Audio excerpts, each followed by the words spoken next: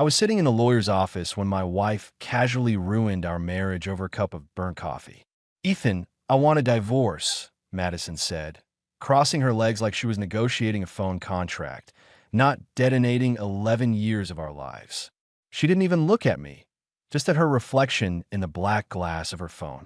My wife requested a divorce, unaware that I was generating an annual income of $615,000. She asserted she could not remain with a man who did not work. Subsequently, she married my closest friend. Ultimately, karma ensured she was left in shock. That's the short version, the headline version. But sitting there in that stiff leather chair, all I had was the long, slow, ugly version. I can't do this anymore, she went on, flicking invisible dust from her designer blazer. I can't stay with a man who refuses to grow up. You just sit at home, pretend to work on your laptop.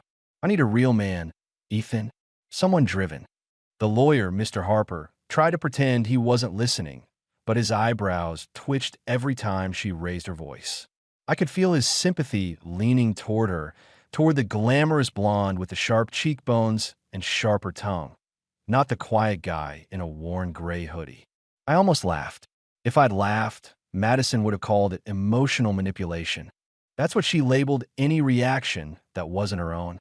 Instead, I just asked, "You sure you want to do this today?" She rolled her eyes. "Don't start with your sentimental nonsense." "Yes, I'm done. I already moved most of my things out this morning." That hit me harder than the word divorce. She'd gutted our home before I even had a chance to say good morning. "Madison," I said slowly, "you cleared the closet before you told me you're leaving?" "It's called planning," she snapped. "Something you clearly don't understand." "Harper, can we get to the documents? I have a dinner tonight." Of course she did. You know that moment when your brain is split in two? One part is bleeding, the other part is taking notes. The bleeding part of me wanted to scream. The note-taking part was quietly stacking facts like bricks. She moved out before telling me. She booked a lawyer before talking to me. She has a dinner on the same day she drops the bomb. Nobody moves chess pieces like that overnight. This wasn't a decision. It was a coordinated exit strategy. Mr. Harper cleared his throat and slid a stack of papers across the table. "Mr. Cole, you'll see the proposed distribution here. Mrs. Cole has agreed to waive any claim to future earnings in exchange for—" "Future earnings?" Madison cut in with a little laugh. "There won't be any. He doesn't work." That one stung, not because it was true, but because she truly believed it. She had no idea that the little software thing I'd been building for 3 years was acquired 6 months ago. She never asked why strangers kept emailing me with words like congratulations and game changer. She just saw me at home in sweatpants and filed me under loser. The company that bought my app paid in installments. The final contract meant I was generating an annual income of $615,000. After taxes, after fees, after everything. Quiet, boring Ethan was pulling in more than her entire department at the marketing agency. But I never told her. At first, it was because I wanted to surprise her. Then it became an experiment. How long would it take my own wife to ask, "Hey, how are things going with your project?" Months passed. She never did. What she did ask almost daily was, "Did you at least apply for a real job today?" Sitting in that office, I realized something. You don't know the truth to someone who's already replaced it with their favorite lie.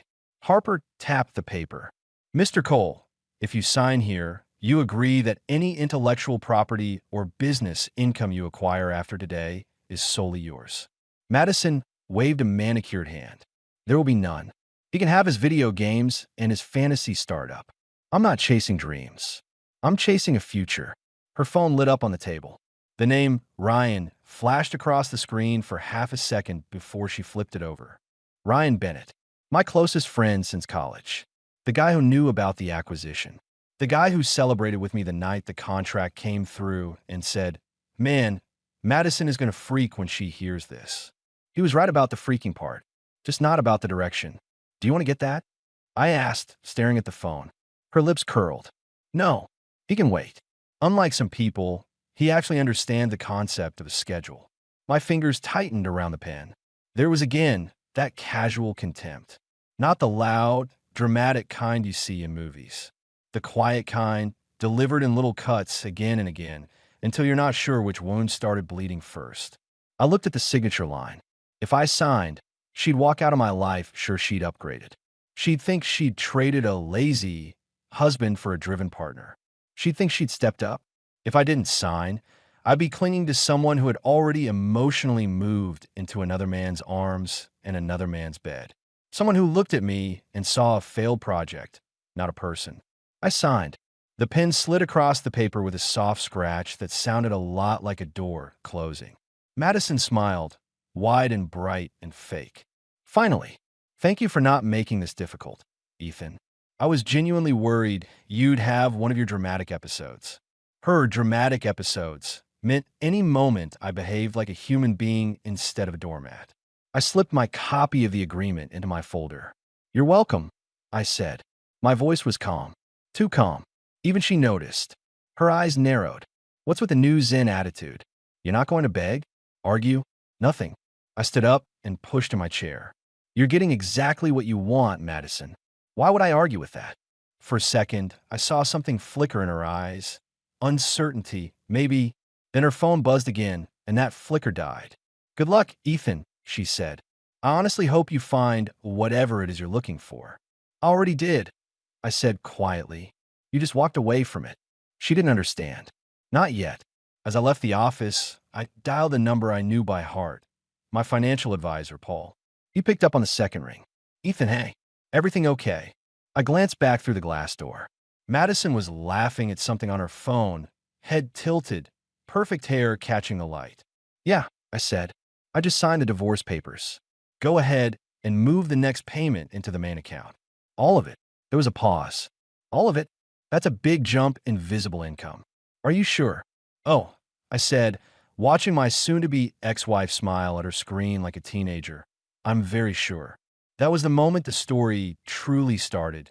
The moment my unemployed self quietly stepped into a different kind of power and Madison unknowingly walked straight toward the kind of karma that doesn't send warnings. People think betrayal announces itself with fireworks, lipstick stains, or suspicious perfumes. In reality, it arrives quietly, like a draft under a locked door, a chill you feel long before you see the open window. The first draft came 2 months before the divorce papers. Madison started spending more time at work. Not unusual for her. She always chased the next promotion like it was a runway spotlight. But there was something different this time. She didn't come home tired or annoyed like she used to. She came home glowing. Hair tousled, cheeks flushed, laughter hovering on her lips for no reason other than knowing something I didn't. Good day, I asked once. She paused, just a half second too long, then smiled like she was auditioning for a toothpaste commercial. Productive, she said. You wouldn't understand. It was such a small jab, dipped in sugar, swallowed before I could react, but stayed lodged in my thoughts. Then her phone became her new religion. She guarded it like it contained nuclear codes. Notifications were swiped away faster than I could blink.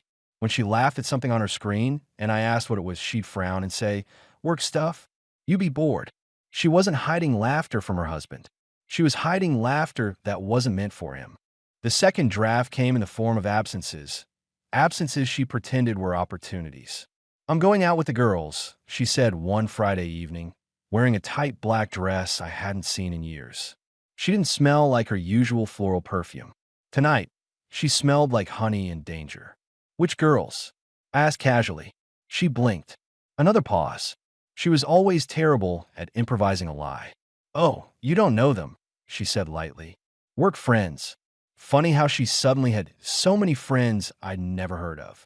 But the real tear in the facade came the night she didn't realize her phone was connected to the car's Bluetooth. We were driving to her parents' house for dinner. Her phone buzzed.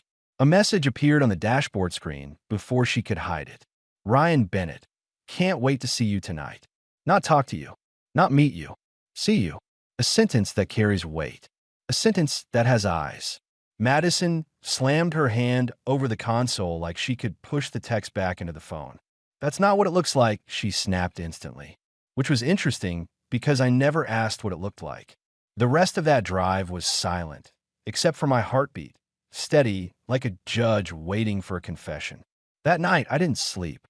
I stared at the ceiling, letting puzzle pieces flip into place. Ryan, my best friend, the guy who spent years in my house, drinking my beer, slapping my back, telling me Madison was a catch I had to protect. Protect her? From what, honesty? The worst part is that betrayal rarely feels like fire. It feels like water. It soaks in. It warps everything you thought was solid. The next morning, I decided to test something. Madison, I said while she gulped her overpriced almond mocha. Ryan texted yesterday. Her hand jerked. Just a twitch. But it was enough. What did he say? She asked, trying too hard to sound casual. He wants to help me with the coding project again. Her shoulders relaxed with visible relief. She thought I hadn't seen anything. But I saw something else that morning. An answer to a question I didn't know I'd been asking. She wasn't falling out of love with me. She was falling in something with someone else. And now I was no longer her husband. I was her transition. Do you know what hurts most?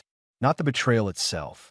It's realizing someone rehearsed a future without you while still using your present. Madison thought she was clever. She thought her lies were too elegant to trace. But lies are like hairline cracks in glass. They always spread. The only question was how far they would go before the whole thing shattered. And I was done waiting for it to break on its own. The night I confronted Madison wasn't planned. There was no dramatic soundtrack, no lightning bolts splitting the sky, just the quiet hum of our refrigerator and the sound of her heels clicking through the hallway like gunshots. She came home past midnight, smelling like a cocktail of designer cologne and manufactured confidence. Her lipstick was smudged, her hair slightly messy, not in a chaotic way, but in the way someone looks when they've been admired by hands that aren't supposed to touch them. Long night with the girls? I asked, leaning against the kitchen counter. She froze, not shocked, just annoyed like I was an unexpected pop-up window. She wanted to click away. Don't start, Ethan, she sighed, tossing her purse onto the marble countertop. I'm exhausted. You usually get tired after a good presentation? I asked, letting the implication hang between us like smoke. Her head snapped toward me. What's that supposed to mean? Oh, I don't know, I said. Maybe I'm confused. I thought work meetings didn't involve men named Ryan. Her pupils widened by a fraction. Betrayal doesn't panic. It calculates. You're being paranoid, she said quickly, too quickly. Ryan is a co-worker, a friend. You always twist everything into something dramatic. There was her favorite move, invalidate, deflect, attack. I walked slowly over to the dining table and placed my phone face up. I didn't need evidence, but I had it. Screenshots of messages Ryan accidentally sent me instead of her, thinking my contact was hers. He called me Mad, short for Madison. Idiots always slip. I tapped the screen. Her messages glowed like burning coals. Ryan, last night was unforgettable. Same time tomorrow? Madison, you know I can't resist you. Madison stared at the screen, then laughed. Laughed. Well, she said, shrugging, at least now you know. At least now you know. No apology. No fear. No regret. Just entitlement wrapped in lipstick. You cheated on me with my best friend, I whispered. She rolled her eyes. Oh, please. That friendship died a long time ago. Funny, I said. I didn't get the memo. She stepped closer, arms crossed, voice dripping with venom. You think I want to grow old with a man who hides behind a computer like a scared little boy? Ryan knows how to live.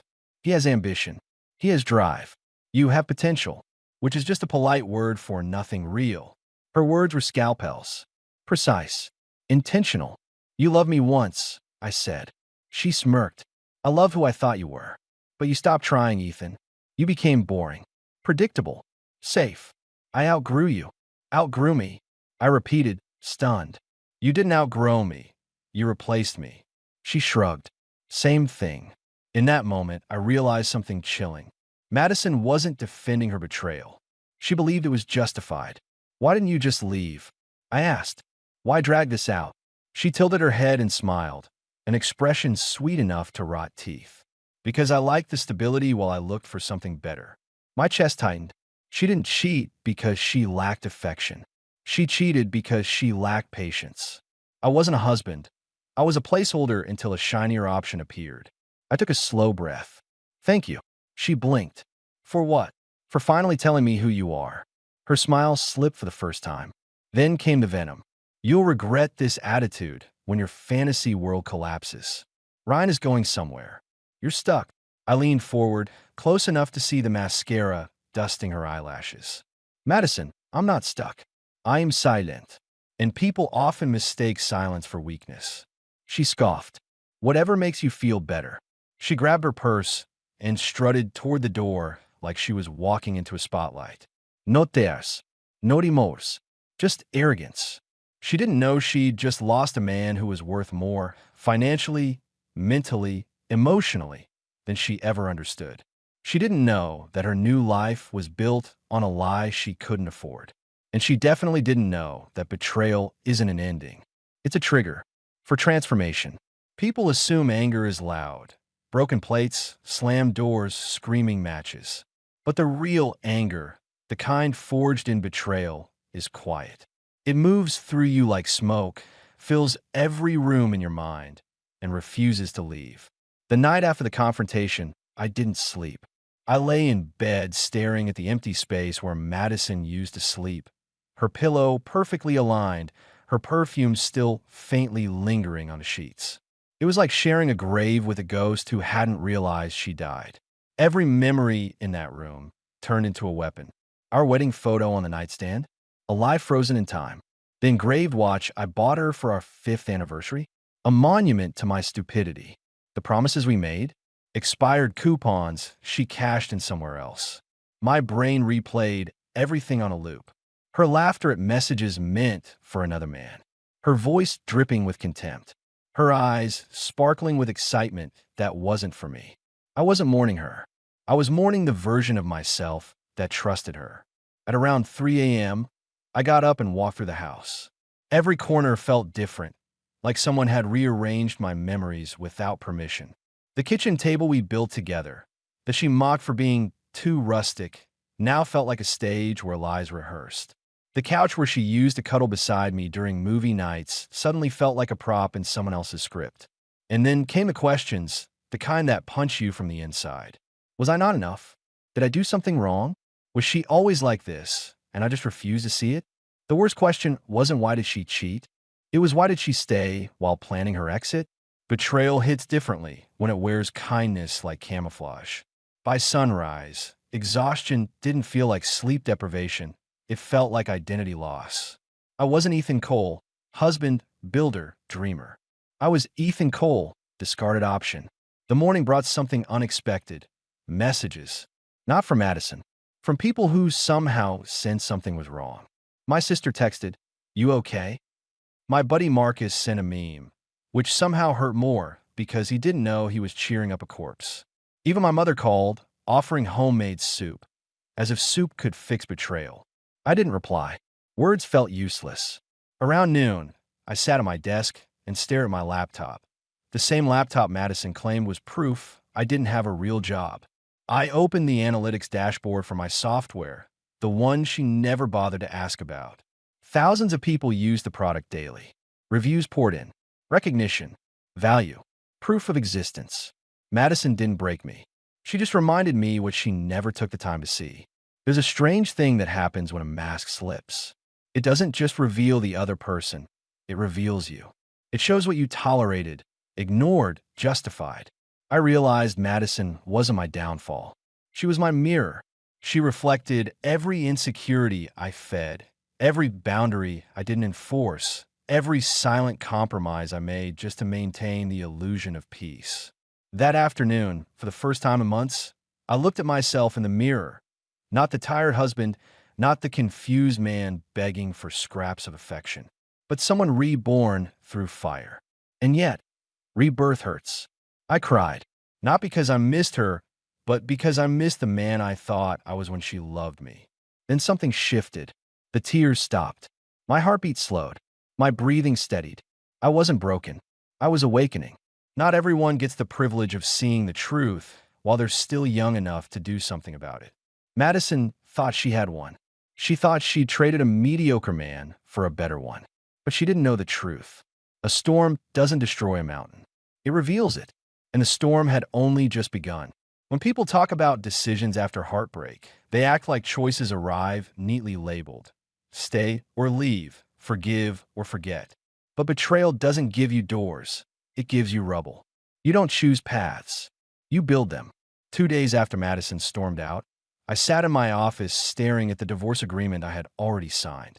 The ink was dry, but something inside me wasn't. My signature felt like a period in a sentence I wasn't ready to finish. My first instinct was primal. Destroy everything connected to her. Delete her photos, block her number, burn the remnants of her presence. But something stopped me. Not love, not nostalgia. Clarity. You cannot heal from a wound while pretending it never happened. So instead of erasing her, I analyzed her. Like code. Like a corrupted system I now understood. Madison didn't break me. She revealed the weak architecture I built around her approval. That realization changed everything. I made my first decision. I would stop reacting to her choices and start acting on mine. That began with 2 actions, small, simple, seismic. I called my financial advisor, Paul. Move the entire acquisition revenue into my primary account. I told him. Paul paused. That will make your income publicly visible. Anyone checking records will see it. I know, it wasn't revenge. It was exposure. Madison thought she walked away from a sinking ship. I wanted her to see the yacht she abandoned. Paul chuckled. You're finally stepping into the life you earned. I didn't respond, but the tremor in my chest wasn't fear, it was ignition. My second decision required more courage. I called Ryan. He answered on the second ring, his voice annoyingly cheerful. Hey man, long time. Save it, I said. I know. Silence. Not confusion. Recognition. Guilt doesn't ask questions. It hides in pauses. How long? I asked calmly. He exhaled. Ethan, how long? 8 months, he muttered. 8 months. 8 months of dinners, beers, game nights, while he was rehearsing intimacy with my wife behind my back. The man I trusted with my secrets, who told me my dreams were valid. 8 months of smiling at me while erasing me. My voice didn't crack. It sharpened. You had access to the acquisition documents, didn't you? You knew how much I was making. Another pause. Longer. Smaller. She told me you'd never make it real, he whispered. She said the app was a fantasy. There it was. Not love. Not passion. Not soulmates. Mutual convenience. 2 people united by inferiority. Hers emotional, his professional. Ryan didn't steal my wife. He borrowed my validation. And Madison didn't seek a better man. She sought a weaker one. I hoped she was worth losing everything, I said. He tried to speak, but I ended the call. I didn't slam the phone. Closure doesn't need volume. Then came the real test, my final decision. Would I fight for my old life or build a new one? I walked through my house, touching objects I once assumed were permanent. Nothing felt like mine anymore. Not because Madison took ownership, but because I surrendered authorship. That ended today. I opened my laptop and drafted a letter. Not to Madison. Not to Ryan. To myself. It wasn't poetic. It wasn't inspirational. It was a contract. A declaration. I will no longer negotiate my worth with people too bankrupt to afford honesty. I signed it, and something shifted inside me. Not rage, not sorrow. Direction. The next morning, I walked into the courthouse and filed the final documents myself. The clerk stamped the paperwork, oblivious to the significance of that sound. It wasn't the end of a marriage.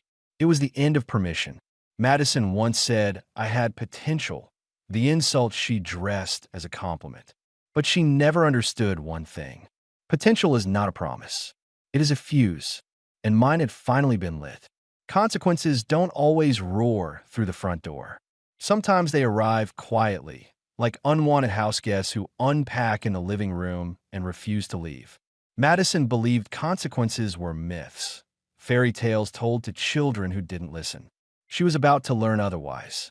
It started with a message, short, sharp, shocking. Ryan Bennett has been terminated.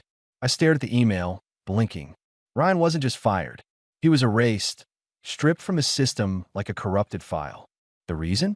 Misuse of corporate access. The same access he used to look into my financial acquisition. Madison once said Ryan had ambition. Turns out, ambition without intelligence is just vandalism. Word spread fast. Ryan tried to spin it, claiming misunderstandings and jealous coworkers. But the truth doesn't negotiate, especially when HR has logs, timestamps, and a digital trail thick enough to choke him. In under 12 hours, the man who whispered he was trading up was now unemployed, friendless, and, my personal favorite, blocked from every corporate hiring pipeline in the state. Karma didn't knock. It breakdanced into his life. But Ryan wasn't the star of this chapter. Madison was. 2 days later, I was in a cafe downtown, my first time treating myself to breakfast in months, when she walked in. Her hair was a mess of panic curls. Her smile was cracked glass. She hadn't seen me yet, so I watched. People reveal themselves most when they believe no one is looking. She scanned the room like someone expecting applause that never came. Once, Madison entered every place like gravity bent toward her. Not today. A second later, her phone buzzed. She read something, and her face drained of color. Curiosity got the better of me. I discreetly watched as she whispered, "No, no, no, no," and sank into a chair. The barista, oblivious, asked for her order. Madison snapped, "I don't have time." Stress turns arrogance feral. I knew that tone. I lived under it for years. Part of me wanted to walk out. The other part, the part that once begged for closure, remained seated. She finally noticed me. Her eyes widened. Shame flickered, then vanished beneath entitlement, the shield she always wore. "Ethan." Her voice slid across the room, pretending familiarity. "We should talk." I took a slow sip of my coffee. "About what?" She hesitated. Madison never hesitated. It looked unnatural on her, like a crack in a statue. "You knew about the income," she said. Not a question, a confession. "I did." "You let me leave," she accused. "No. Incorrecta. I let you reveal yourself." She flinched. Not physically. Madison never gave anyone that satisfaction, but internally. You can feel when truth lands. She crossed her arms. "Ryan lost his job. Because of you." I raised an eyebrow. Ryan lost his job because he tried to access private financial records he wasn't authorized to see. His downfall was ambition without permission. He built his future on theft, not talent. She opened her mouth, closed it. The truth had never been her strongest language. "You could have told me," she whispered. "And you could have asked," I replied. Silence. Heavy. Real. She looked at me the way gamblers look at chips they threw away too early. "What do you want?" she finally asked. There it was, the question she avoided for years. She never cared what I wanted, only what I provided. I leaned back, calm in a way I never had been before. "Nothing," I said. "Not anymore." Her voice trembled. "I made a mistake." "No," I said gently. "You made a choice. Now you're meeting its consequences." She tried to reach for my arm. I stepped back. The Madison I once loved dissolved into someone else, a stranger made of regret. She wasn't crying. She was breaking. Not dramatically, quietly, the same way betrayal begins. "You can't just walk away," she said, voice cracking. I smiled, not cruelly, just honestly. "Madison, you walked away first. I'm just following the path you cleared." For the first time, she had nothing to say. And for the first time, I didn't need her to. The strange thing about freedom is how unfamiliar it feels when you first taste it. You spend so long trying to keep something together that when it finally breaks, you don't know what to do with the space it leaves behind. That space became my new reality. After the cafe incident with Madison, I expected myself to collapse emotionally, maybe spiral, question everything, crave closure I didn't get. But instead, something else happened. I exhaled. For the first time in years, I wasn't bracing for her criticism, calculating her moods, or shrinking my dreams to fit inside her version of acceptable. I woke up the next morning and didn't feel the weight of another person's disappointment pressing on my spine. It felt illegal.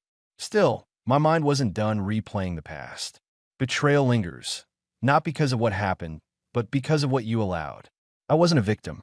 I was a participant in my own neglect. That truth burned, but fire also purifies. That week, I took a step that felt small, but carried an earthquake's echo. I hired a contractor to renovate the house. not redecorate, rebuild. Madison's fingerprints were everywhere. The gold accent she insisted made the living room classy. The cold marble countertops she said were status, not comfort. The guest room she never let my friend stay in because it looked cheap when occupied. Those weren't memories. They were monuments to a woman who curated aesthetics instead of affection. The contractor, Luis, was a cheerful guy with sleeves of tattoos and a laugh that vibrated drywall. He walked through the house, notebook in hand. "What are we doing here?" he asked. I took a deep breath. "We're removing ghosts." He chuckled, not realizing I wasn't joking. We started with the bedroom. I replaced the bed, too big for one person, too hollow for two, and donated the dresser Madison picked out because it matched her energy. Her energy no longer lived here. Every item I removed felt like extracting thorn after thorn I never realized was embedded. Halfway through the renovation, Louise paused beside the half-demolished fireplace. "You know," he said, tapping brick dust off his gloves, "most guys who start renovations after a breakup go overboard. They try to erase something. But you're not erasing. You're reclaiming."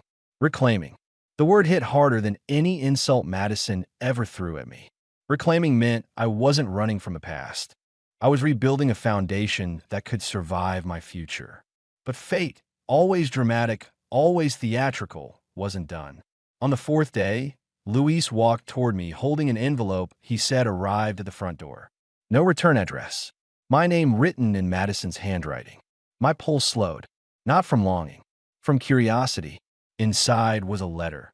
3 trembling pages of emotional debris. She wrote about how Ryan changed after losing his job, how he became distant, defensive, jealous, how she discovered he wasn't the man she believed him to be, how she thought I was the safe choice until she realized safety was another word for strength she didn't appreciate. The last sentence stood out like a confession etched into glass. "I didn't leave you because you weren't enough. I left because I feared what I was next to someone who actually was." It wasn't remorse. It was revelation. Madison didn't cheat because she wanted more. She cheated because she couldn't handle being less. I folded the letter and placed it gently into a drawer. Not to keep it, to bury it. Some stories aren't written to be reread. They're written to be finished. That night, I sat in my half-renovated living room, surrounded by scattered tools and drywall dust, and realized something profound. I wasn't healing from Madison. I was healing from the version of myself that believed I needed her. Freedom wasn't the absence of someone. It was the presence of myself. And for the first time in a long time, I wasn't afraid of what came next. I was eager for it. Endings are strange. People expect fireworks, grand speeches, some cinematic moment where everything finally makes sense. But real endings don't arrive with applause. They slip in quietly, like a guest who realizes they're no longer welcome and leaves without a sound. My ending with Madison wasn't a moment. It was a realization. She no longer occupied space in my life, only in my story. And stories end. It happened one morning, weeks after her letter, when I woke up and didn't think of her. Not in anger, not in sadness, not in curiosity, just nothing. That emptiness wasn't absence. It was peace. The renovations were finished. The house looked nothing like the museum Madison curated. The sterile luxury she worshipped had been replaced by warmth, wood, colors that didn't scream status, and furniture that invited comfort rather than judgment. It finally mirrored me, not her. I hosted a small gathering to break in the new space. Marcus came. My sister came. A few people from the software industry came. There was laughter, not forced, not polite, but real. The kind that fills rooms instead of echoing against walls. Someone asked me, "How's Madison?" And I shrugged, not with bitterness, not with fake indifference, but genuine neutrality. She's part of chapter 1 finished. It was the first time I believed the words. Later that night, when everyone left, I sat in my living room and opened my laptop. Not to escape, not to hide, but to create. I began developing something new. Not a business, not a project, but myself. That's when the final piece fell into place. Madison never destroyed me. She revealed me. She forced me to confront the parts of myself I outsourced to her approval. I let her validate my dreams until she weaponized them. I let her measure my worth until she couldn't see it. People like Madison don't ruin lives. They expose weaknesses. And once exposed, you have two choices: collapse or construct. I chose construction. A month later, I received news that felt like the universe stamping an exclamation mark on my decision. My software acquisition, the one Madison mocked, hit a milestone. A global firm wanted to expand the project and offered me a partnership role, one with a salary that made $615,000 look like pocket change. I accepted, not to prove her wrong, to prove myself right. But karma wasn't done writing footnotes. One evening, as I left a business dinner, I saw Madison across the street. She wasn't glowing, polished, or magnetic like before. She looked normal, stripped of audience, stripped of illusion. She called my name, not with command, but with hope. Ethan. I turned, waited calm. I heard about your success, she said. Her eyes shimmered, not with joy, but with the agony of hindsight. I'm happy for you, she added. For the first time, her voice didn't carry entitlement. It carried something she'd never shown me before: recognition. She understood, too late, that I wasn't the man she assumed I was. I nodded. Thank you. Nothing more. Not revenge. Not cruelty. Just closure wrapped in composure. She waited for something: anger, regret, invitation, but I gave her silence. Not as punishment, as graduation. I walked away without looking back. That was the moment I knew. The past isn't something you escape. It's something you outgrow. What I learned: people don't betray you because you lack value. They betray you because they can't recognize it. Love built on validation collapses when validation shifts. Silence isn't weakness. It's strategy. Your worth doesn't decrease when someone fails to see it. Madison thought she was upgrading. In reality, she walked away from a life she wasn't built to handle. I didn't lose her. I released her. And eventually, karma did what karma always does. It ensured she was left in shock. The end.